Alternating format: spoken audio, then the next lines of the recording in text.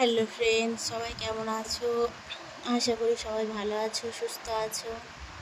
আমিও ভালো আছি। আবার একটা ব্লগ ভিডিও নিয়ে চলে এলাম। যদি ভিডিও ভালো লাগে প্লিজ লাইক, কমেন্ট, শেয়ার এবং সাবস্ক্রাইব করে দিও, আর ভালোবেসে পাশে থেকো। ব্লগটা হচ্ছে আমি নন্দের বাড়িতে গেলাম, আমার ননদের বাড়িতে যাচ্ছি, সেই নন্দের বাড়িতে যাচ্ছি। হঠাৎ করে ফোন করলো, তাই বেরিয়ে পড়লাম বাড়ি থেকে। সকাল সকাল বেরিয়ে পড়লাম। কেন ওখানে যাচ্ছি, কিসের জন্য যাচ্ছি, হঠাৎ কেন ওরা আমাকে ফোন করলো, সেটা তোমাদেরকে জানাবো। জানতে হলে পুরো ভিডিওটা দেখতে হবে। দেখতে পাচ্ছ এখন স্টেশনে বসে আছি। ওদিকে আমাদের বড়বাবু বসে আছে, আমার মেয়ে বসে আছে। ওদেরকে দেখা যাচ্ছে না, সামনে একটা দিদি দাঁড়িয়ে আছে, ওদেরকে দেখা যাচ্ছে না। আর দেখানোর চেষ্টাও করছি, দিদিটা সরছে না।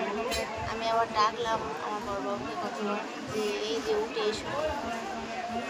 ট্রেন চলে এসছে, উঠে আসতে বলছি, কিন্তু উনি তো ফোনে মগ্ন হয়ে আছে, ফোন ঘাঁটছে।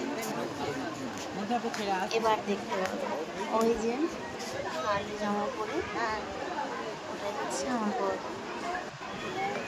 দেখতে পাচ্ছ ট্রেন চলে এসেছে,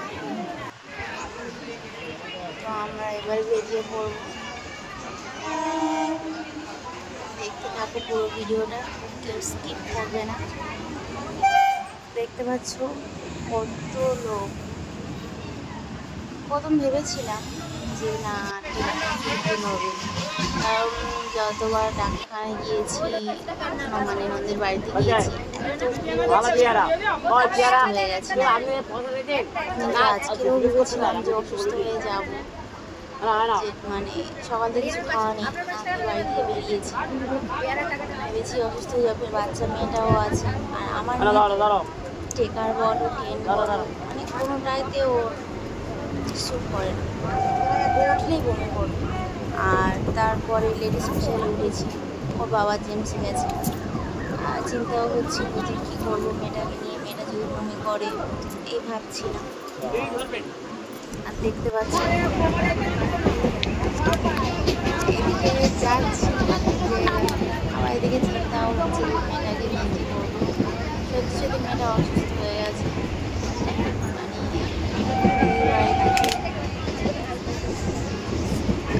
কিন্তু এটা ভেবে ভালো লাগছে যে আজকে ট্রেনে এতটাও ভিড় নেই, খুব কম।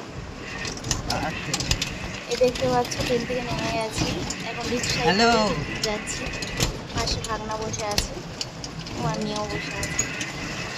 রিক্সায় করে রওনা দিচ্ছি। এসে গেছি তো আমি, দেখি বাড়িতে কি সারপ্রাইজ হবে। রিক্সা করে যাচ্ছি। আমার নন্দাই ফোন করেছে ওকে, যে এখনো মামি দাঁড়িয়ে আছে কোথায়, ও মামির কথা বলছে। দেখো ফাইনালি বাড়িতে চলে এসেছি। দেখতে পাচ্ছ সবাই বাড়িতেই বসে আছে। ফুল ভিডিওটা দেখো, আর কেমন লাগলো প্লিজ কমেন্ট করো।